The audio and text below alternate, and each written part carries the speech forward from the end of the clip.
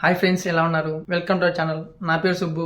మనం డైలీ వాడే ప్రతి ఫుడ్ లో కారం పొడి ఉండాల్సిందే. ఇక మన రాయలసీమ వాళ్ళకైతే కారం పొడి ఒకరో ఎక్కువే ఉండాలి. సో అలాంటి కారం పొడి అది కల్తీనా లేక ఒరిజినల్ తెలుసుకోవడం చాలా ముఖ్యం.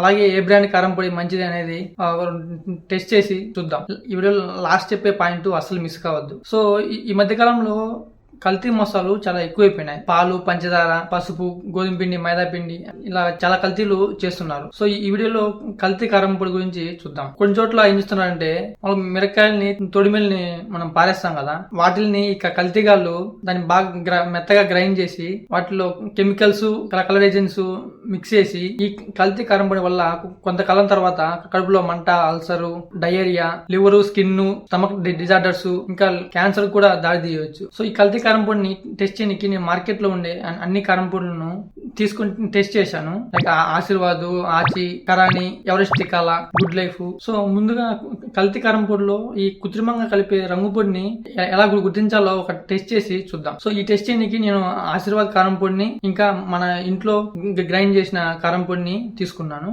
సో ఈ టెస్ట్ చేయాలంటే ఫస్ట్ ఒక గ్లాస్ లో వాటర్ తీసుకోవాలా. ఆ తర్వాత దాంట్లో ఒక టీ స్పూన్ కారం పొడి వేయాలా. సో ఇప్పుడు కల్తీ లేని ఒరిజినల్ కారం పొడి అయితే అది స్లోగా అది కిందికి వెళ్తుంది.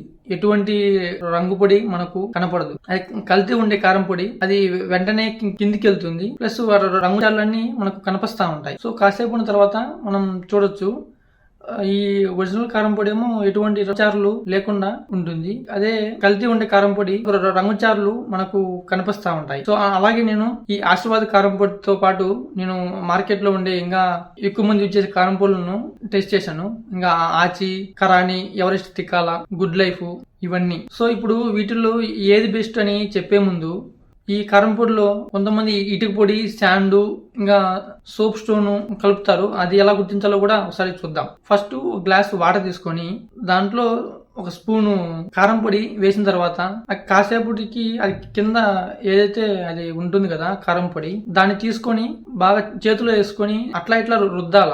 రుద్దితే ఒకవేళ అది గరుగ్గా, రఫ్ గా అనిపిస్తే దాంట్లో ఇటుక ఇంకా శాండ్ పౌడర్ కలిపినట్టు. లేదు ఒకవేళ అది మరి స్మూత్ గా సబ్బు టైపు అనిపిస్తే దాంట్లో సోప్ స్టోన్ ఇది మిక్స్ చేసినట్టు. నేను అన్ని బ్రాండ్స్ తీసుకొని వాటిని టెస్ట్ చేశాను.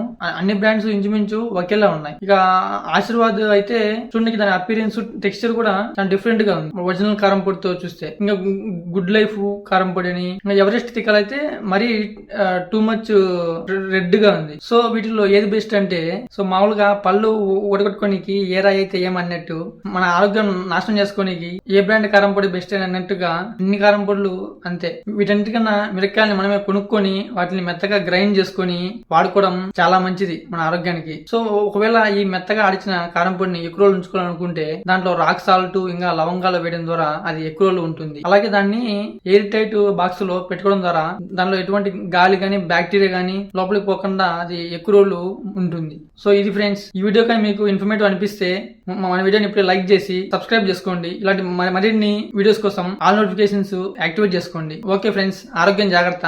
నేను నెక్స్ట్ వీడియోలో మళ్ళా కలుస్తాం. జై హింద్.